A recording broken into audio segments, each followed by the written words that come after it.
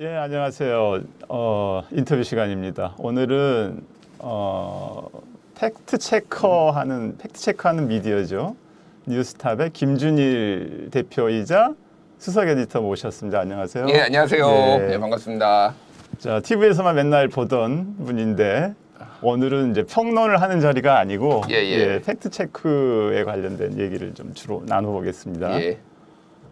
자, 저도 들어가서 봤습니다만은 이제 뉴스톱이 그러니까 TOP가 아니고 TOF죠. 예. 설명해 주시죠. 예, 뭐 일단 예. 이 자리에 불러주셔서 정말 감사드리고요.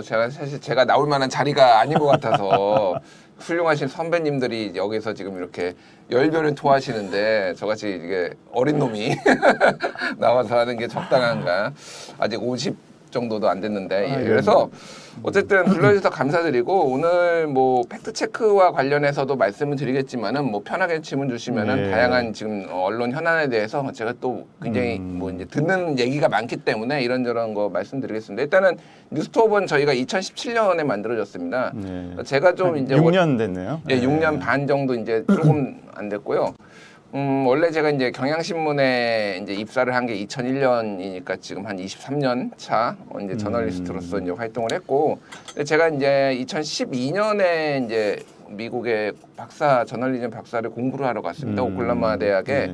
그러니까 이 한국의 이 저널리즘이 조금 뭐라고 제 스스로 조금 변화가 필요한데 조금 어떻게 하면 좋을까 뭐 이런 고민들이 있어서 경향신문을 그만두고 한 10년 정도 이제 다녔고 2012년에 미국에 갔었고요.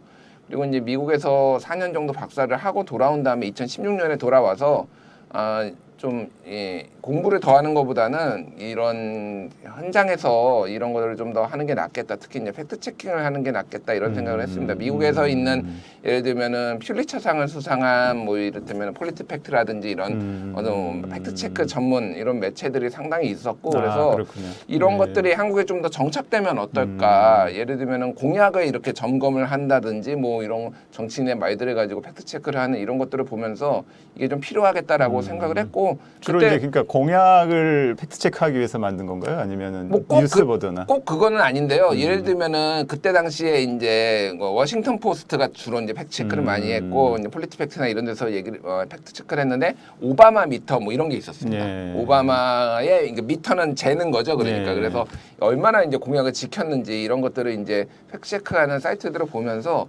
그래서 이거 좀 해봐야 되겠다 이런 것들을 해봐야 되겠다 생각을 해서 이제 처음 시도한 건가요?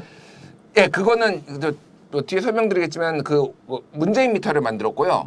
지금 윤석열 미터를 운영 중입니다. 예, 그래서 문재인 미터 공약 문재인 대통령이 민주당이 건 공약을 이제 5년 동안 추적을 해가지고 이거를 다 공약 이행률이 얼마나 되는지 50% 조금 넘었어요. 거기까지 갔나요? 문재인 정부 공약 이행률이 그리고 윤석열 정부는 그거보다는 낮습니다. 어쨌든 근데 뭐 이렇게 추적을 하고 있고요. 그래서 어쨌든 2017년에 만들었는데 뉴스톱이라는 거를 지인들과 주로 이제 언론인들 지인들과 이제 만들었는데 뭐 당시 대선이 있었기 때문에 상당히 많이 팩트 체크 자체도 이제 조명을 좀 받았고 그래서 지금 어떻게 하다 보니까 지금 6년째 지금 하고 있습니다. 예. 지금 그 모든 전문가는 팩트 체커다가 이제 캐치프레이즈인 거죠. 각계 전문가하고 시민 사회 단체에서 객원 팩트 체커로 참여를 하고 있는 거죠. 그러니까 이게 조금 부침이 좀 있었어요. 사실은 컨셉이 그러니까 이게 그 오마이뉴스가 모든 시민은 기자다 이런 거를 이제 2000년에 걸면서 이제 시작을 했잖아요. 그래서 사실 이제 팩트 체크라는 게 특정의 기자나 저널리스트만 하는 게 아니라 그 분야의 전문 지식이 있는 분들이라면은 기자보다 더 잘할 수 있는 거예요. 기자는 사실 그분들한테 물어봐야 되는 겁니다. 그러니까 어떻게 보면은 이게 특히 전문 영역으로 들어가면은 그래서 좀 전문가분들을 모시고 이거를 팩트 체크를 좀 하면 좋겠다라고 생각을 해서 각계 전문가분들을 객원 팩트 체커 이런 형식으로 모셔가지고 상당히 오랜 기간 이렇게 그런 방식으로 이제 운영을 했습니다. 다만 최근에는 그분들이 이제 팩트 체크를 하는 게 조금 뜸해졌는데 필요한 게 있으면 아직도 요청은 드리고 하고 있는데 왜 그러냐면 그분들이 정식 직원은 아니시고 정식 직원은 아닌데 한 30, 40명 정도의 아웃소싱을 하는 거고요. 근데 그분들한테 드리는 원고료도 만만치 않고 그렇군요. 사실은 몇 분이나 되세요, 그분들? 한 40명 정도 됩니다. 거기에는 뭐 분야별로 이렇게 뭐 꼭 정치만 있는 게 아니에요. 그래서 되게 다양한 분야에 뭐 과학자도 있고 예를 들면은 뭐 이렇게 해서 되게 좀 다양한 분야의 팩트 체크를 했는데 이제 그 애로사항이 있었는데 그분들이 사실은 굉장히 바쁘신 분들이고 첫 번째 전문가니까 바쁘겠죠. 그리고 그분들의 원고 가격이나 시장 가격이라는 게 이 높잖아요. 저희가 그거를 사실 이게 조달이 안 됩니까? 충족시켜 드릴 수 없는 거죠. 그러니까 이분들에게는 일종의 이제 자원봉사까지는 아니지만은 조금 의무감을 가지고 해달라고 하는데 저희가 쪼지 않으면 안 쓰지 않으세요. 그래서 굉장히 고퀄리티의 그 컨텐츠가 지금 제공이 되고 있겠네요. 뉴스톱에서. 그 당시에 이제 이분들이 쓰신 거 보면은 사실은 대한민국의 전문가들이 썼구나 해서 언론에서도 이거를 인용 보도를 많이 했어요. 근데 이제 뭐 뉴스톱에서 했다라고 하진 않아도 굉장히 왜냐면 대한민국 최고 전문가가 이거에 대해서 특정 분야에 대해서 쓰면은 예를 들면은 그 보잉 기종이 계속 추락사하는 거 예전에 기억하실지 모르겠는데 그게 인도네시아였나 여기에서도 추락하고 그래서 이 보잉 기종에 뭐가 문제가 있나라고 했는데 국내 최고의 항공우주연구원 박사님이 그거를 분석을 해서 썼어요. 근데 이거를 얼마 뒤에 뉴욕타임스가 거의 뉴욕타임스가 베꼈다는 얘기가 아니라 이분의 관점이 맞았던 거죠. 근데 뉴욕타임스가 쓰니까 이거를 그 다른 데가 갖다 쓰더라고요. 일종의 특종을 한 거였네요. 뭐 특종이 뭐 중요하다라고 생각은 안 하지만 어쨌든 전문가들의 시각은 저는 존중해야 된다. 그래서 일단 그런 게 중요하다. 팩트 체크는 일단 대상이 그러면 어떤 겁니까? 일상생활에 있는 모든 어떤 편견이나 선입견이나 뭐 고정관념 이런 게 다 지금 포함이 되는 거예요? 다 포함이 됩니다. 정치인의 뭐 공약이나 발언 이런 것도 다 포함이 되는 거예요. 미국에서 팩트체크 저널리즘이 시작된 거는 이제 CNN이 90년대 초반에 팩트체크 코너를 만들었어요. 아예 그 코너를. 그래서 여기에 이제 AD 이제 광고 체크가 있었고 팩트 체크가 있었는데 이런 게 코너를 시작해서 사실은 정치 분야에서 시작한 거는 맞지만은 지금은 이 팩트 체크 저널리즘이라는 게 꼭 정치 한정된 건 아니고 요즘은 소위 말해서 이제 뭐 셀럽들의 잘못된 발언들. 그러면 본인이 그쪽에 잘 모르는데 그 사람이 굉장히 유명한 알려진 사람이라고 해서 그 사람의 말에 권위가 붙는 경우가 있거든요. 그렇죠. 과학 지식이라든지 의학 지식이라든지 막 그런 것들도 팩트 체킹 대상이고 제가 좀 굉장히 좋아했던 거는 가짜 명언 팩트 체크. 가짜 명함. 명언. 그러니까 우리가 지금 쓰고 있는 명언들 중에 이 사람이 그런 얘기를 한 적이 없는데 이게 굉장히 잘 퍼져 있거든요. 그래서 궁금하신 분은 가짜 명언 팩트 체크라고 한번 구글이나 이런 데 검색을 해보시면 뉴스톱에 시리즈로 쫙 나와 있을 거예요. 시리즈로. 예를 들면 이런 겁니다. 단재 신채호 선생이 얘기했던 역사를 믿는 민족에게 미래는 없다. 그렇죠. 신채호는 그런 말 한 적 없습니다. 그래요. 팩트 체크가 돼 있습니까? 팩트 체크 돼 있기 때문에 한번 보시면 되고 그 말이 나쁜 말이다, 틀린 말이다 그런 게 아니라 정확하게 신채호는 그런 말을 한 적이 없고요. 그게 MBC의 무한도전에 그게 인용이 되면서 모든 사람이 그 신채호가 얘기했다라고 그렇게 알고 있거든요. 그런데 이제 사실이 아니에요. 좋습니다. 자, 지금 이제 지금 시대적 상황이 팩트 체크가 필요하다 이렇게 보시는 건가요? 필요하죠. 필요한데요. 일종의 저는 사회적 필수 기능 같은 사회적 유지를 위한 필수 기능 같은 생각이 듭니다. 근데 이게 사실은 해외의 사례도 그렇고 주로 언론인들이나 일부 어떤 뭐 단체들, 시민단체나 이런 데들한테 자발적 참여에 온전히 기대하고 있어요. 이게 좀 딜레마적인 성격이 있는데 왜 그러냐면은 이게 또 정부의 지원을 직접 받으면은 정부의 영향권 아래 놓이고 그러면은 정부도 사실은 팩트체크 대상이 되어야 되는데 이 부분이 이제 잘 안 될 수가 있다라고 해서 굉장히 좀 이제 IFCN이라고 인터내셔널 팩트체킹 네트워크라는 국제 단체에서는 그런 부분들을 조금 굉장히 경계하는 이런 가이드라인도 있어요. 그렇군요. 그러니까 이게 좀 어려운 부분인데 사실 우리나라에서 팩트체크 저널리즘이 좀 안 되는 이유는 가성비가 떨어집니다. 생각보다 이제 국민들이 팩트체크가 되게 중요해. 뭐 가짜뉴스 허위 정보를 척결해야 돼 이렇게 얘기를 하는데 팩트체크 기사 잘 안 봐요. 그렇죠. 안 봅니다. 지금 홈페이지 들어가 보니까 아주 재미난 팩트체크들이 많던데 지금 이제 좀 윤석열 정부 들어서서 조금 이제 그 가짜 뉴스 얘기들이 지금 많이 나오고 지금 언론 뭐 가짜 뉴스 체크 센터도 만들어 가지고 이제 언론들 약간 일종의 뭐 검열 같은 식으로 하고 있어서 지금 언론계에서 굉장히 우려가 많은데 지금 그 가짜 뉴스 프레이밍에 대해서는 어떻게 보시나요? 지금 정권에. 트럼프 같은 짓이죠. 정확하게 저는 그래요? 네, 트럼프 같은 짓이라고 봅니다. 그러니까 트럼프가 입만 벌리면 입벌구라고 입만 벌리면 구라다. 뭐 네. 예전에 그래서 트럼프가 재임 기간 4년 동안 도대체 몇 번을 거짓말을 했나 이게 이제 워싱턴 포스트였나요? 거기에서 기사로 했는데 몇만 번이 나왔어요. 제가 지금 정확하게 숫자가 안 나오는데 그렇게 많습니다. 예, 그 정도로 입만 벌리면 거짓말인데 그거에 대해서 기사를 쓰면은 이거는 가짜 뉴스다, 페이크 뉴스다 이런 식으로 계속 공격을 해오면서 CNN하고 갈등을 일으키고 언론하고 이제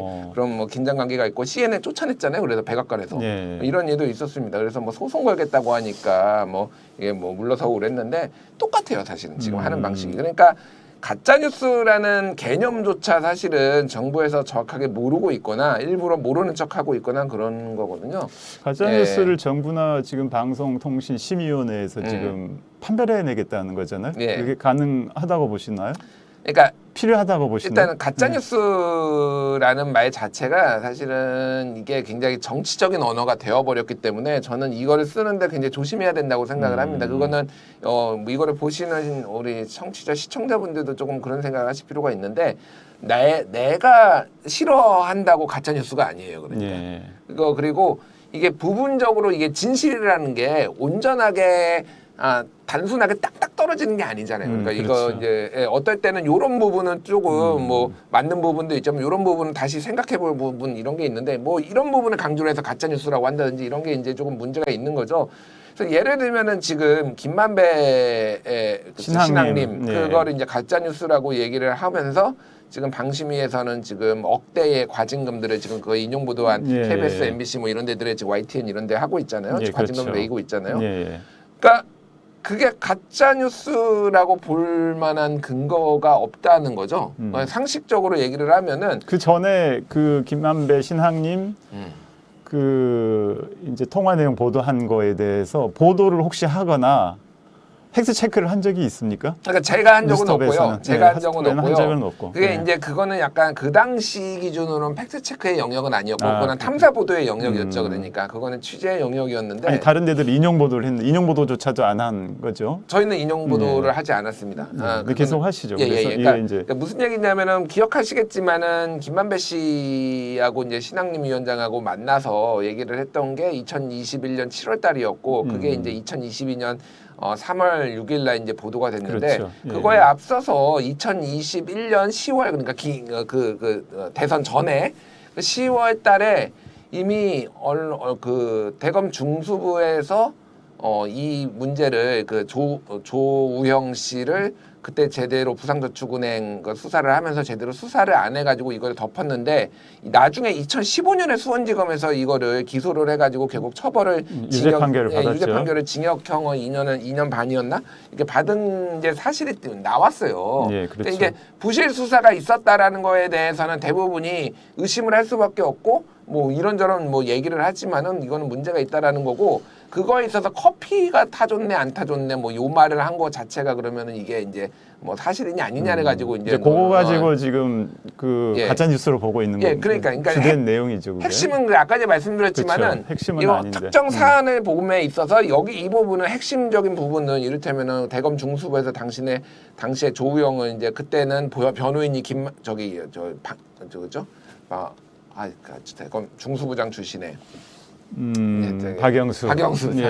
이름이 헷갈려서 박영수가 이제 정관예우처럼 들어가가지고 이거 사건을 무마했다라는 의혹이 있는 거는 모두가 상당수가 그렇게 생각을 하는 건데 여기에서 커피 얘기가 나옴으로 인해서 이게 마치 다 가짜 뉴스인 것처럼 그러면 대검 중수부가 무마를 안 한 것처럼 마치 이렇게 얘기를 하는 거는 말이 안 된다는 거죠. 그래서 이제 가려진 거죠. 그 부분은. 그러니까 그 부분은 일단은 뭐 커피를 안 타줬다라고 주장을 하고 모두가 부인하고 있으니까 안 타줄 가능성이 높겠죠. 저는 그거에 대해서는 인정을 합니다. 근데 이 부분이 그러면 대검 중수부가 당시에 그러니까 윤석열 검사가 무마했다라는 부분에 있어서는 이게 사실 확인이 된 것인가? 그 부분은 지금 이를테면 안영준 그래서 MBC 사장 같은 경우에도 방심위에 가가지고 이 부분은 아직 지금 진위가 가려지지 않은 부분인데 어떻게 이런 식으로 과징금을 매기느냐 이렇게 얘기를 하는 거잖아요.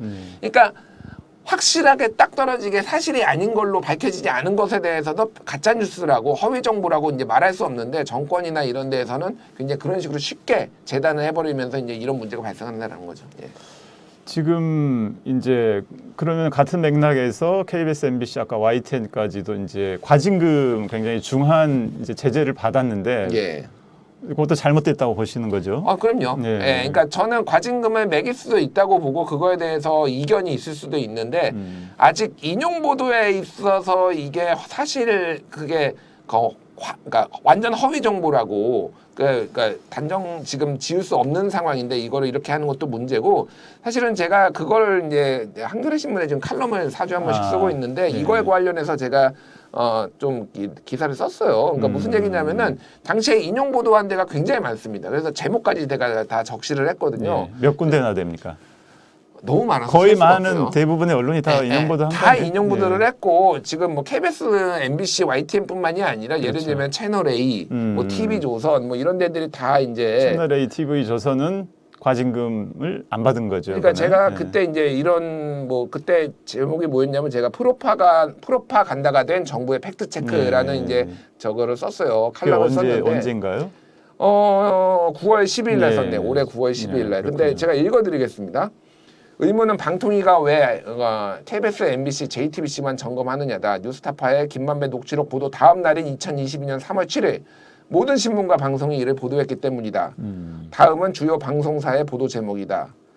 TV조선 김만배 녹취 공개에 대장동 뿌리는 야 생태탕 시즌2 그리고 문화방송 김만배 윤석열 사건 해결 녹취 보도 특검에야 명백한 허위 그러니까 MBN 윤석열 박영수 통해 사건 해결 김만배 녹취록 국힘 명백한 허위. 그러니까 이런 식으로 굉장히 많은 언론들이 다 유사한 형식으로 다 인용 보도를 그렇죠. 했는데 이거를 왜 특정 KBS, MBC, YTN만 징계를 하냐는 거예요. 그러면 그러니까 징계를 하는 것도 문제지만 하려면 똑같이 해야 되는 겁니다. 그렇죠. 그러니까 TV조선하고 채널 A하고 MBN하고 연합뉴스 TV하고 다 징계해야 돼요. 그러니까 이거 고무줄잣대라는 거죠. 그러니까 이거는 본인이 마음에 안 드니까 그냥 얘들만 꼭 집어가지고 길들이겠다 이렇게 하는 걸로밖에 볼 수가 없는 거죠. 그렇군요.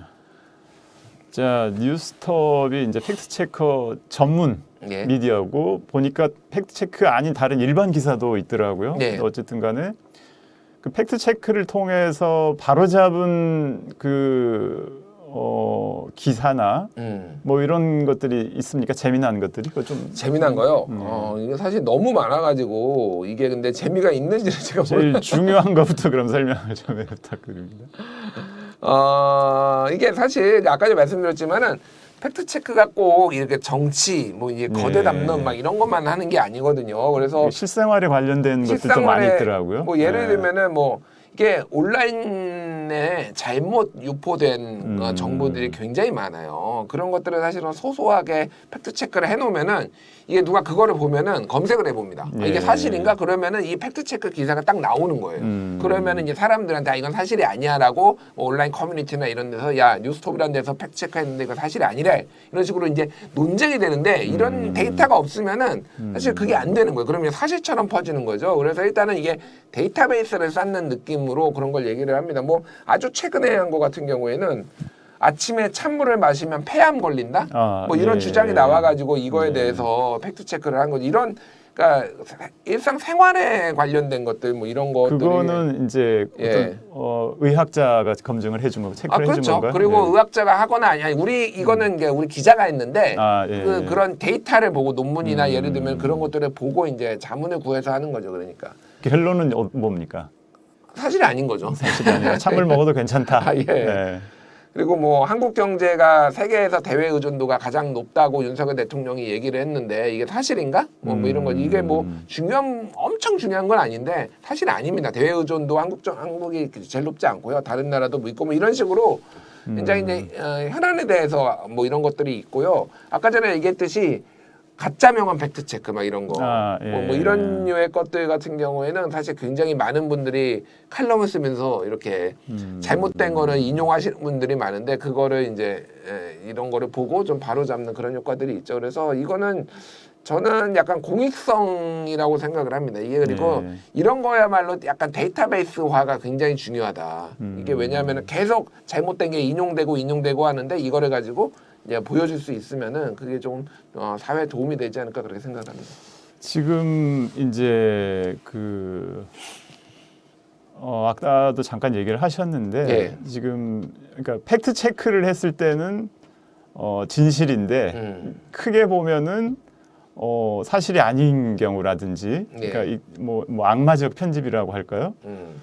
그 팩트 외에 그런 진실, 팩트하고 진실은 어떤 관계가 있다고 보십니까? 조금 다르죠. 조금. 그러니까 이게 이제 저널리스트들 이제 훌륭한 언론인이셨고 잘 아시겠지만은 이 사실이라고 해서 진실은 아니다. 뭐 이런 거죠. 그러니까 사실 이게 영어로 하면은 true or false예요. 예. 이게 fact or false가 아니라 true or false입니다. 그래서 이거는 진실이냐 거짓이냐 뭐 예전에 MBC 서프라이즈 진실 혹은 거짓 뭐 이런 거 있잖아요. 있었죠. 예. 사실 혹은 거짓 이렇게 하지 않습니다. 사실 근데 팩트 체크 팩트를 검증해서 진실이냐 거짓이냐로 가는 거예요. 그러니까 이게 무슨 말이냐면은 굉장히 딱 떨어지는 팩트도 있습니다. 이를테면은 뭐 공리 같은 거죠. 예를 들면은 뭐 이렇게 누구도 부인할 수 없는 수학적 공리 뭐 이런 것들이나 굉장히 명쾌하게 떨어지는 과학적 지식 뭐 이런 것들 같은 경우에는 그냥 팩트가 곧 사실이에요. 그러니까 진실이에요.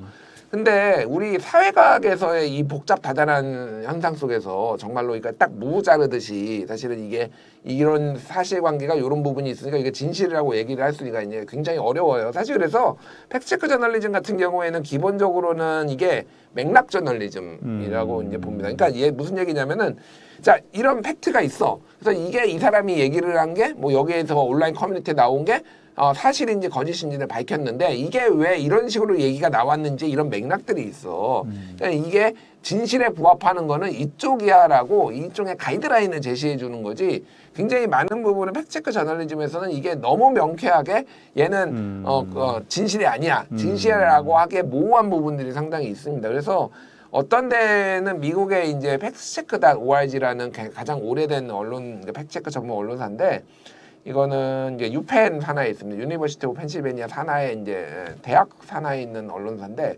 여기에는 아예 이게 사실이냐 거짓이냐라고 단정짓지 않아요. 팩트 체크를 했는데. 그러니까 맥락을 보여주는 이게 나온 배경은 뭐고 이런 거야라고 해서 이런 것들을 보여주는 방식으로 이제 하는 거죠. 그래서 이게 좀 어려운 작업이에요. 사실은. 조건부 뭐 팩트 체크 이런 건가요? 그러니까 조건부 팩트 체크를 하는 데가 이제 폴리티 팩트고 근데 우리나라 SNU 팩트 체크인데 예를 들면은 뭐 진실, 뭐 사실, 예를 들면 절반의 사실, 뭐 거짓, 약간 뭐 이를테면 뭐 대체로 사실, 뭐 대체로 거짓, 뭐 이런 식으로 약간 5단계, 6단계로 나눠가지고 이런 식으로 하는 건데 이거에 대해서도 조금 어려워하시는 분들도 있고 반발하는 분들도 있어요. 이게 뭐 대체로 사실이면 도대체 이게 뭐란 얘기야? 뭐 이렇게 생각하시는 거 이제 저널리스트 중에서 말씀하시는 분들도 있는데 또 양단적으로 이렇게 얘기하기가 곤란한 경우가 어려운 게 너무 거군요. 많은 거죠. 그러니까 일종의 타협의 산물인데 이게 또 못마땅해 하시는 분들도 있고 근데 그렇죠. 사람들이 보기에는 어쨌든 조금 이렇게 말을 뭐라고 결정이라도 해주면은 좀 더 직관적이니까 이런 게 필요하다라고 얘기하는 분들도 있고 그래서 조금 어려운 부분입니다. 그런 작업들은. 예. 얼마 전에 이제 조선일보에서 그 서울대 언론정보학과 교수 한 분이 윤성민 교수, 예, 아시나요? 알죠. 거기 예. 이제 SNU 팩트체커 센터를 운영을 하시다가 예. 네이버 정권 바뀌고 나서 네이버 제휴도 끊기고 지원도 끊겨가지고 굉장히 이제 그 정부에 칼럼을 썼다가 삭제한 사건이 있었죠. 예. 그 사건에 대해서는 어떻게 보시나요? 그 칼럼 삭제가 아니라 그 SNU 팩트체커 센터에 대한 지원이 이제 물론 이제 정부가 지원한 것은 아니지만 네이버에서 지원을 하다가 지금 팩트체크 기능마저도 지금 위축되는 거 아닌가 그런 생각이 들거든요. 그죠? 그러니까 그거를 좀 설명을 드리면은 윤성민 교수 같은 경우에는 서울대 이제 대표적인 이제 보수 그렇죠. 이제 성향의 조선일보에 계속 칼럼을 해오셨던 분이잖아요. 뭐 조선일보 독자위원회도 하고 조선일보하고 그렇군요. 굉장히 밀접하게 이제 같이 뭐 했던 분이고 뭐 저는 뭐 이제 진보냐 보수냐 그게 중요하다고 생각하지는 않아요. 각자의 입장이 있으니까. 근데 이분이 원래 미디어 산업 쪽을 하셨는데 갑자기 2017년 즈음에 갑자기 내가 팩트체크 센터를 만들겠다라고 하면서 저널리즘 학자가 아닌데 갑자기 이렇게 뭐 돌아다니시더라고요. 그런데 그런 거 그 사업 수주하는 데는 굉장히 탁월한 능력을 가지신 분이라서 그러시구나. 저를 찾아와서 제가 만나기도 했어요. 사실 그 당시에. 그래서 만나셨어요? 그래서 도와달라 뭐 이런 얘기도 해가지고 제가 SNU 팩트체크 생기면은 그때 거기 회원사로 들어가가지고 뭐 도움도 드리겠다 뭐 이런 얘기를 해서 지금 현재 SNU 팩트체크 회원사입니다. 근데 이분이 정말로 저는 그 윤석민 교수 그냥 개인적인 평을 하지만 좀 투명하다. 돈 앞에는 투명하다. 약간 이런 생각이 드는 게 그 네이버를 이제 구워 삶아가지고 3년 동안 이제 뭐 10억씩 받아가지고 이제 이게 3년 단위로 연장이 된 건데 6년이 끝나고 다음 7년 차에 들어가려는데 네이버가 이제 안 하겠다고 한 거거든요. 이거는 정부에서 너 하지 마라고 네이버한테 말한 적은 저는 없다고 봅니다. 그런 방식으로는 안 해요, 정부도. 그런데 너무너무 투명하고 시그널을 명백하게 주는 거죠. 팩트 체크를 왜냐하면은 왜 그런 거죠? 일단은 문재인 정부 때 팩트체크 지원 예산들이 방통위를 통해서 시청자 미디어 재단을 통해서 이런 식으로 조금 팩트체크 넷이라든지 이런 시민 팩트체크 그게 이제 방송기자연합회나 PD연합회가 출자를 해가지고 만든 기관이었어요. 여기에 이제 들어갔는데 그때 국민의힘에서 문체부나 이제 과방위 의원들이 어마어마하게 이걸 공격을 했어요. 이제 정거 뭐 이게 뭐였지? 그러니까 국민의힘을 공격하기 위해서 이런 식으로 지금 이런 사람들 돈 주는 거 아니냐 막 이렇게 공격을 해가지고 결국은 예산을 거의 다 삭감해 버려가지고 팩트체크넷이 작년에 해산해 버렸습니다. 그냥 이 예산으로는 우리는 공익적 이 기능조차 유지할 수 없으니 그러니까 그런 식으로 팩트체크에 대해서 굉장히 공격을 많이 이제 윤석열 정부가 그 전에 국민의힘이 야당 시절부터 굉장히 해왔기 때문에 올해 이제 딱 그렇게 되는 순간 네이버에서는 야 우리 이러다 망하겠다 해서 이거 계속 하다가 그러니까 그냥 끊어버린 거예요. 그러니까 그 시그널을 근데 이미 1년 전부터 줬습니다. 사실은. 그렇군요. 1년 전부터. 뉴스톱은 괜찮습니까? 저희는 뭐 그 네이버한테 직접 돈을 지원받는 거는 아니라서 그거 이슈가 저희의 경영에 문제를 주지는 않는데요. 그냥 원래 어렵습니다. 원래 창간 때부터 지금까지 한 번도 흑자를 낸 적이 없기 때문에 뭐 개인적으로 약간 제 사재를 뭐 조금 더 넣어서 지금 뭐 유지가 되고 있는 상황이고요. 어쨌든 뭐 그렇습니다. 뉴스톱이 제대로 된 기능 역량을 발휘를 하게 된다면 아마 좋은 일이 있을 것 같습니다. 자, 지금 이제 확증 편향의 시대, 팩트 체크와 관련해서 일반인들한테 혹시 줄만한 팁이 좀 있습니까? 그러니까 이게 좀 어려운 부분 같아요. 아까 말씀드렸지만은 생각보다 이렇게 막 딱 떨어지는 게 없고요. 그렇군요. 그 진영 논리로 이게 들어가기 시작하면은 이게 좀 어렵습니다. 그러니까 뭐 여기 이 채널을 보시는 분들은 상대적으로 이제 민주당이나 야당의 성향이 많이 계실 텐데 그쪽에서 주장하는 게 항상 다 옳지는 않거든요. 그렇죠. 그래서 그 부분에 있어서 일단은 본인이 진영 논리에 갇힌 거는 아닌지에 대해서 자기 성찰이 좀 필요한데 이게 자기 성찰이라는 게 되게 어렵습니다. 사실 말이 쉽지. 그렇죠. 누구도 저도 안 돼요. 자 그러니까 누군가가 이제 그런 얘기를 해주고 여러 팩트체크 기사와 관련해서 여러 연구가 있는데요. 예를 들면은 내가 지지하는 정치인을 팩트체크해서 이거를 거짓말이다 비판하는 거를 하면은 둘 중에 이 정치인과 이 팩트체크 기사와 어느 거를 선택을 할까요? 정치인은 선택합니다. 정당이나 정치를 택하고요. 이거는 편향돼 있어. 이 기사는 이 언론사는 편향돼 있어.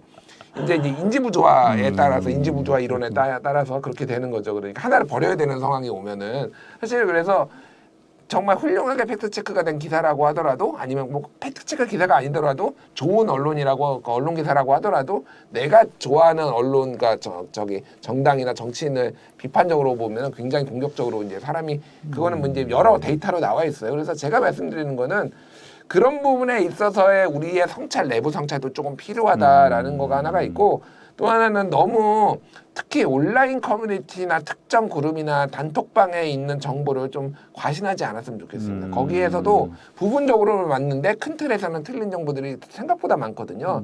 제가 굉장히 많은 단톡방 이거는 이제 취재용으로 뭐 도대체 이 세상에서는 무슨 일들이 돌고 있나 이런 걸 알기 위해서 제가 들어가 있고 보수 쪽도 막 들어가 있고 막 거의 뭐 태극기 부대 막 이런 데도 들어가 있고 뭐 진보 진영도 들어가 있는데 물론 그 태극기 부대에서 나오는 거에 정보에 비하면은 민주진영은 약간 양반입니다. 굉장히 양질인데 이쪽에서 틀린 정보 굉장히 많이 올라와요. 그러니까 그래서 제가 일일이 또 막 하기도 그래요. 뭐 그러면은 막 아까 얘기했지 공격받고 그러니까 굉장히 피곤한 일이라서 제가 하지는 않는데 어쨌든 약간 그런 것들을 조금 한 번 더 검증하고 상대방하고 크로스 체킹하고 이런 노력들이 좀 필요하지 않을까 그렇게 생각합니다. 우리 국내 언론사들은 이제 오보를 내도 예. 잘 인정을 안 하고 그러지 않습니까?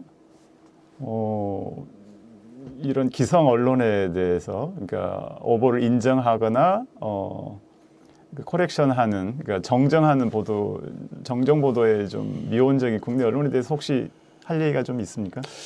그러니까 좀 굉장히 아쉬운 부분이죠, 사실은. 예. 그리고 원칙적으로는 이제 오보를 내지 않으면 좋지만은 오보는 거의 불가피하다라고 봅니다. 왜 불가피하냐면 이제 언론에 계신 분들이 잘 아시겠지만은 이게 실시간으로 사실은 기사의 마감 시간이라는 게 예전 일간지는 하루가 다니고 뭐 주간지는 일주일이 다니고 뭐 이러다 보면은 추후에 발생을 하거나 마감 시간 때문에 제한적으로 취재가 안 되는 경우가 있거든요. 네. 거기에서 이제 이게 부분적 오보 아니면 큰 틀의 오보 뭐 이런 것들이 발생을 하는 건데 일단은 저는 오보에 좀 솔직했으면 좋겠고 사실은 그 이제 한동안 오보 문제 때문에 징벌적 손해배상제 얘기가 나왔잖아요. 그렇죠. 예. 이게 이제 언론에서 그때 이제 강력하게 반발을 했고 저도 조금 위험하다 이거는 그러니까 예를 들면 조선일보 오보를 잡기 위해서 그러는데 나머지 전체 표현의 자유를 위축시킬 수 있다라고 해서 좀 그런 우려를 냈는데 그때 당시에 언론계들이 무슨 얘기를 했냐면은 징벌적 손해배상제는 언론의 자유를 위축시킬 수 있다. 그래서 언론 자율적으로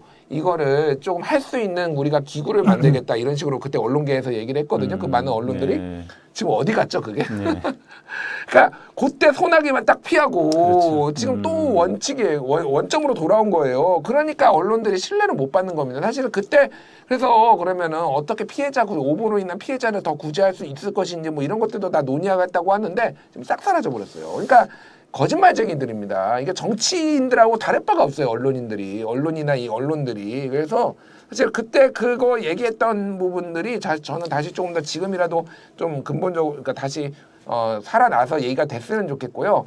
그러니까 오보를 함에 있어서는 저는 오보를 신속하게 인정을 하고 요즘은 이제 신문을 많이 보지는 않지만 신문 기준으로 일면에 오보했으면은 일면에 같은 자리에 그거 그렇죠. 오보 인정한 거 그대로 내야 됩니다. 그래야지 사람들이 동등한 가치로 느끼는 거예요. 그래서 신뢰하죠. 예, 그래도 홈페이지에서도 예를 들면은 첫 머리 헤드라인으로 오보를 한 개 기사가 있으면은 거기에다가 동일한 기간에 그거를 놓게 하는 겁니다. 이거를 사실은 법으로 규율하는 것까지 정부나 이런 데서 이제 언론단체에서 얘기가 나왔는데 그것도 강력히 저항했거든요.